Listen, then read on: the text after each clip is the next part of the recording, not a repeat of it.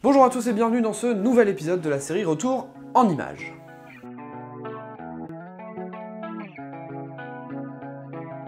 Rapidement, petit rappel pour ceux qui n'auraient pas suivi les premiers épisodes, l'idée c'est que j'ai des photos en retard des États-Unis d'un voyage que j'ai fait il y a à peu près 2 ans, et j'ai encore énormément de photos à post-traiter, et donc du coup je me suis dit que ça pourrait être sympa au fur et à mesure de mon post-traitement que je vous propose des séries d'images,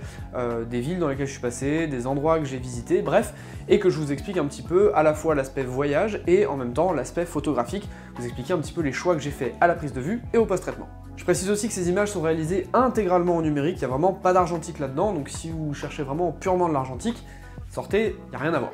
Aujourd'hui, on va faire un petit retour dans le quartier de Mission District, un quartier qu'on avait déjà visité dans un précédent épisode, mais cette fois-ci, on va plus aborder l'aspect street art, l'aspect art de rue de ce quartier de Mission District. La première série de cette vidéo va donc uniquement concerner l'art de rue à Mission District, donc j'ai essayé ici de mettre en valeur les fresques peintes par les artistes de rue, ou les fresques dans leur environnement, mais globalement, je vous ai fait une petite sélection des plus belles fresques que j'ai pu rencontrer.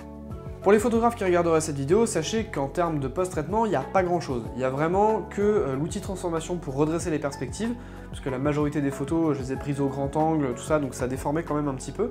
Ensuite, j'ai utilisé l'outil Vibrance uniquement pour ramener un peu de peps au niveau des couleurs, parce que en photo, ça rendait pas aussi coloré que ce que je voyais avec juste mes yeux. Et puis le temps était un peu gris, donc voilà, les couleurs étaient moins vives, donc j'ai essayé de redonner un peu de peps à ce niveau-là. Et la dernière chose, c'est que j'ai juste essayé d'équilibrer les ombres et les hautes lumières, voilà, rien de plus, un petit peu de vignotage éventuellement, mais vraiment très très léger.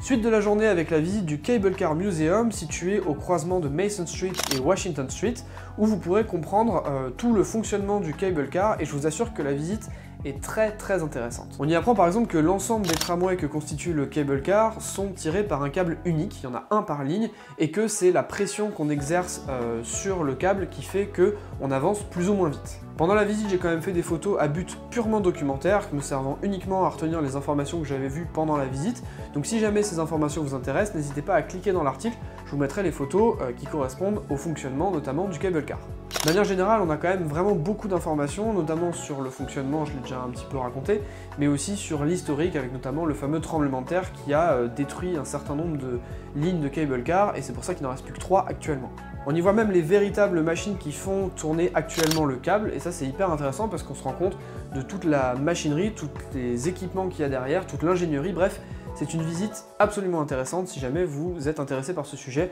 et que vous passez par San Francisco. Voilà, c'est tout pour cet épisode 9, s'il vous a intéressé, n'hésitez pas à le dire en commentaire, si vous avez des choses à dire sur les photos en positif ou en négatif, n'hésitez pas non plus à le dire, ou si vous avez des questions, pareil, les commentaires sont là pour ça, et en attendant, moi je vous dis à la prochaine, salut!